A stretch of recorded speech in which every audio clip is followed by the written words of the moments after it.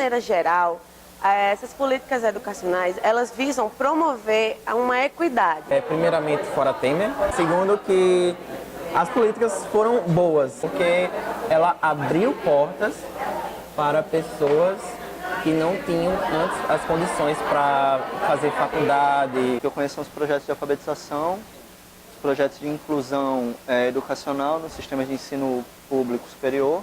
Um exemplo disso, eu acredito, seja o SISU. Assim, eu acho a proposta interessante. Em muitos pontos, ela assim, potencializa o aluno, ele dá um potencial para o aluno decidir um futuro de maneira mais acessível. Pois é, então, no meu entendimento, houve uma melhora grande pelas oportunidades, como você já tinha mencionado, a gente via que você falou PIBID, FIESA, financiamentos e tal. Eu não tenho esse conhecimento do governo anterior, porque na época eu era estudante. Na época do governo FHC eu era bolsista, embora tivesse contato com instituição de ensino e de pesquisa. E agora, no governo Lula, foi quando eu entrei na universidade. O meu contra o SISU, assim, é o fato dele não fazer o que o antigo vestibular fazia, que era a ideia de você ter só 2 opções, por exemplo. Isso faz com que o aluno ingresse num sistema de ensino, às vezes sem a menor perspectiva. E acaba desistindo, acaba tentando outro. Eu, como professor, tenho alunos que fazem curso comigo e, vou tentar um aqui que a nota der. Eu acho que houve um aumento grande de oportunidades, mas, ao mesmo tempo, nos últimos anos, houve uma decadência do nível da qualidade do ensino. Nota abaixando para 5, média 5, eu acredito que houve um nivelamento por baixo. Então, o que eu tenho a dizer sobre essas políticas é que elas são novas, e por serem novas elas enfrentam barreiras para serem implantadas, mas eu acredito que esse seja sim o caminho, e que esse caminho precisa ser maturado. Esse caminho precisa continuar. Agora, com essa troca de governo brusca, da maneira como está acontecendo, a gente vai encontrar aquela velha coisa que acontece toda vez que troca um partido no poder. Quebra tudo e recomeça do zero. Isso é um problema.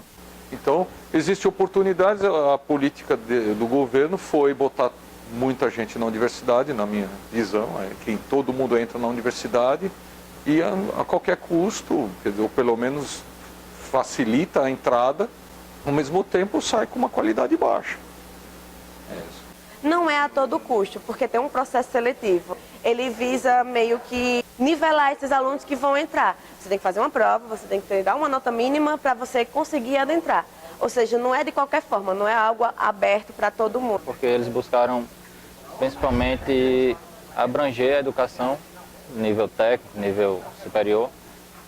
Então foi uma forma de muita gente se qualificar, sendo que houve uma falha, não sei se do governo federal, estadual, municipal, do investimento na educação de base. Quer dizer, a princípio, o que eu falei, eu não entendo como eles financiaram, botaram tanto dinheiro na universidade e em outras coisas, mas esqueceram do ensino fundamental. Quer dizer, a gente olha a escola pública, o ensino médio, está à míngua, né?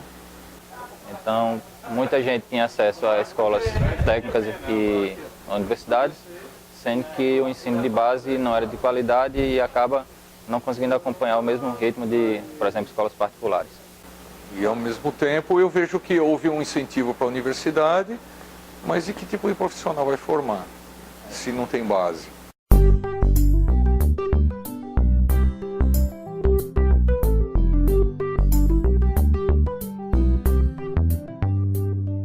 Eu acredito que as políticas educacionais, principalmente as iniciadas no governo Lula, buscam a equidade proposta pela Constituição de 1998, a universalidade da educação, baseado no conceito de justiça que ela prega.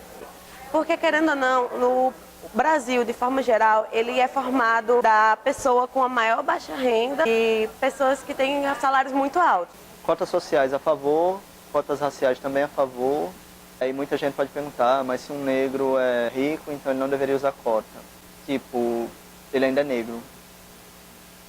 Eu venho de um contexto em que eu fui totalmente desfavorecido por ser negro. A gente tem um negro no STF, se eu não me engano, um desembargador, que ele ainda é mal visto e de que tipo, ele ainda é um fenômeno pelo fato de ser negro. E a galera tem muita ideia do racismo, do preconceito, só dentro do que denigre, né, do que rebaixa. Mas a partir do momento em que um juiz negro é um fenômeno, eu já vejo ainda o racismo ali, porque ele não deveria ser exótico, deveria ser um cidadão que está ali. E, de certa forma, essas pessoas são marginalizadas quando se trata de educação, de qualidade de vida, saúde. Usar um exemplo, as cotas. Elas visam promover a entrada desses estudantes que não tiveram acesso a uma educação de qualidade. Com as cotas, eu vi uma oportunidade de chegar mais próximo de um sonho construído desde a minha infância.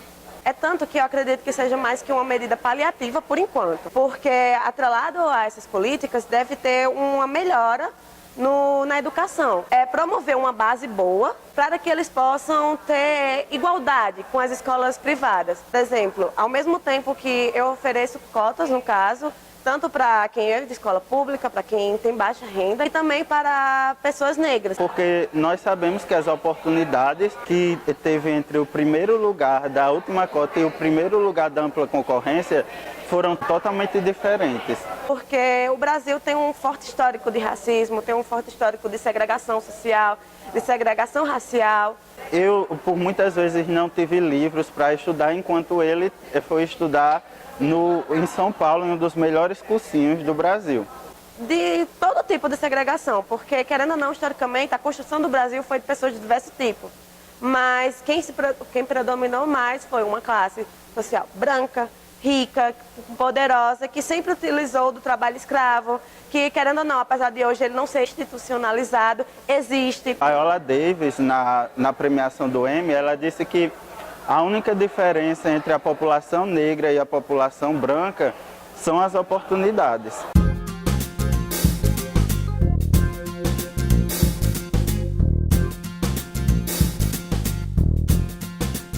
Você chegou aqui em qual ano?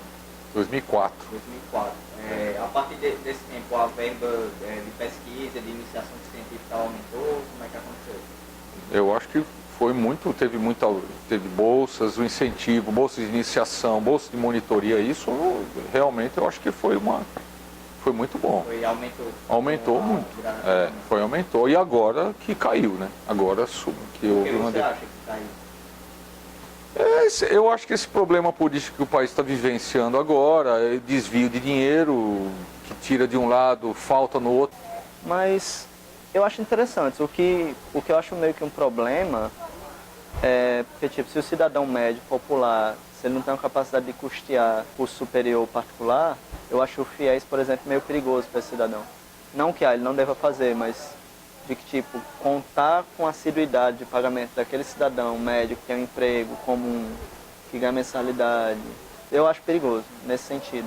Não tanto nem da proposta, nem do cidadão em si, mas da manutenção daquilo. Sabe, acho que é mais econômico até o problema. Eu não posso falar que acarretou problemas, porque é um investimento.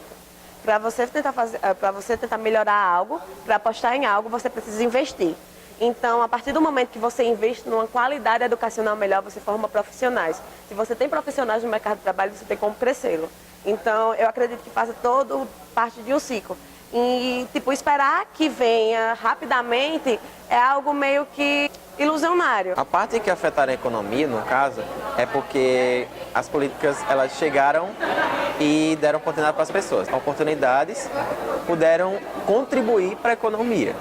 As pessoas que tiveram mais oportunidades de trabalho e mais oportunidades de estudo e puderam participar mais ativamente na economia.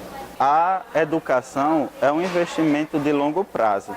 Quando você populariza a educação, você dá oportunidade para novos consumidores e pessoas que vão gerar economia no futuro.